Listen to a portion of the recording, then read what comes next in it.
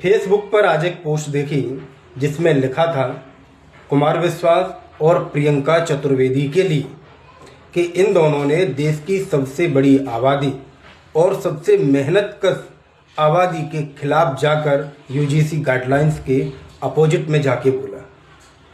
तो मैं आपको ये बता दूं कि कुमार विश्वास और प्रियंका चतुर्वेदी और अन्य समर्थ समाज के जितने भी बड़े लोगों ने यूजीसी गाइडलाइंस का जो विरोध किया है वो बहुजन समाज का या ओबीसी समाज का विरोध नहीं किया है।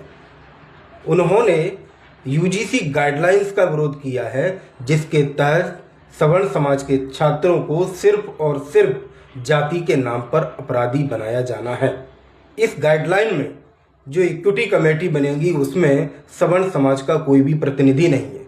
दूसरा, जो व्यक्ति सवर्ण समाज के छात्रों पर आरोप लगा रहा है उसका नाम भी आप गोपनीय रख रहे हो और सवर्ण समाज के छात्रों को तो आप कानून के से भी वंचित रख रहे हो। और जो अगर फर्जी भी एफआईआर करता है या फर्जी कंप्लेंट करता है उस पर कोई कार्रवाई नहीं होगी। तो जिन्होंने भी यूजीसी गाइडलाइंस का विरोध किया है वो सिर्फ और सिर्फ यूजीसी गाइडलाइंस का विरोध किया है, किसी भी समाज का नहीं, चाहे वो बहुजन समाज से हो, चाहे ओबीसी समाज से हो या आदिवासी समाज से हो।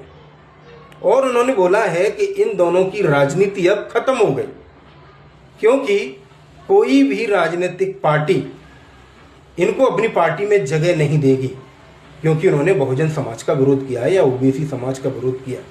तो आप लोगों को ये भी समझ लेना चाहिए, क्या सवर्ण समाज या सवर्ण समाज के छात्र सिर्फ और सिर्फ जाति के नाम पर अपराधी बन जाए?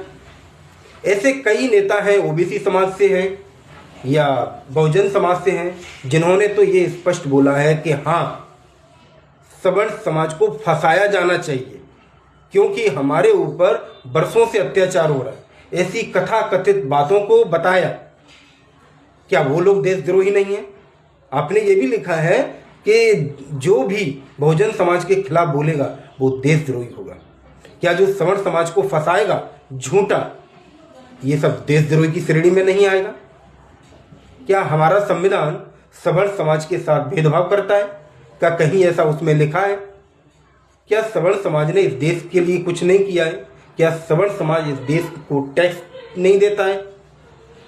क्या नहीं किया इस सवर्ण समाज ने देश के लिए? तो इस तरह की पोस्ट डालना बंद कीजिए। सवर्ण समाज सिर्फ और सिर्फ यूजीसी गाइडलाइंस का विरोध कर रहा है, फिर से बोल रहा हूं, न कि किसी समाज का। जय हिंद, जय भारत। और इस यूजीसी गाइडलाइंस का विरोध करना हमारा मौलिक अधिकार है क्योंकि हमारे समाज के छात्रों को आप सिर्फ और सिर्फ जाति के नाम पर अपराधी नहीं बना सकते। जय हिंद, जय भारत।